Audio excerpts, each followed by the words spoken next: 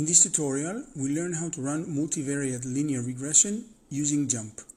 For this type of regression, we need to understand that we have a single continuous dependent variable, and we have at least one independent variable, which can be either numeric, that means ratio scale or ordinal scale, or nominal, which also called categorical.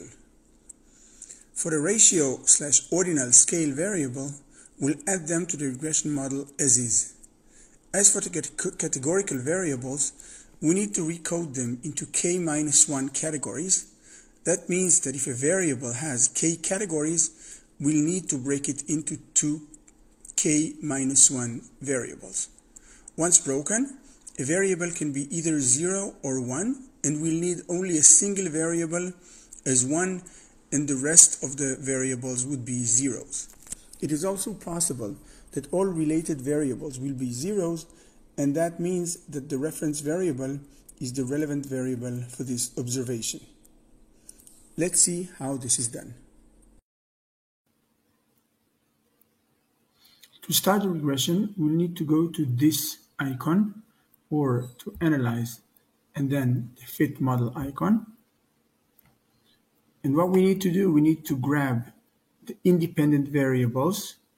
We'll take age, gender, level of happiness, and years of education. We're going to drag all of them into the independent variables box. And we're going to drag the dependent variable into the Y box. Please note that gender is a categorical variable, yet he is noted as a continuous variable, and that'll help us while we do the calculation. Let's run the calculation. So let us check the results. We'll need to scroll down all the way to the bottom. Here we'll focus on these three tables.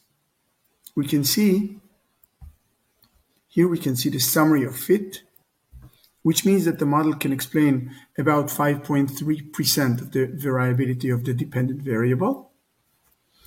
At the second table is the ANOVA table, analysis of variance table, in which we can see that the model as a whole is significant. We see that 0.0302, that means 3.02%. That means that the model is significant under 5% level of significance.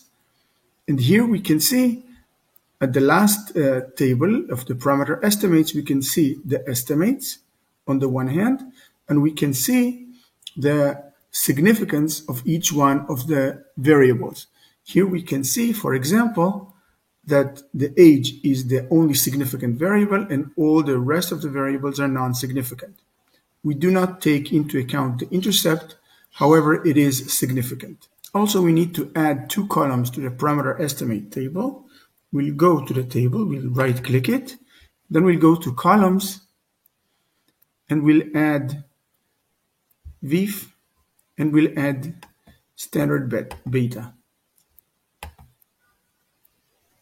Go to column, and we'll add STD beta. Also, we'll go to the main red arrow, and we'll click estimates, and from estimates, we'll click show prediction expression. And by this, we'll get the prediction expression, including the intercept. Finally, we can talk about the diagnostics of the model. Let's take a look at the VIF value.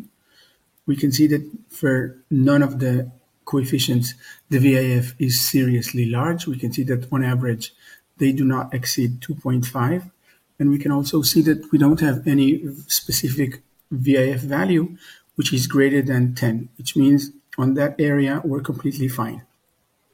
We can also extract the correlation matrix. Let's do that. Let's go to the main red arrow, and then go to estimates, and then go to correlation of estimates. We'll scroll down, and we can see here that we don't have any variable that is correlated with another variable at a serious level of either 0.8 or greater, or negative 0.8 or less than that. So we don't have an issue with multicollinearity of variables. And lastly, let's go to here the heteroselectivity or homoselectivity results, and we can see that we don't have any pattern. So we can also rule out any issues with that. So that means that we don't have any issue with diagnostics for the model.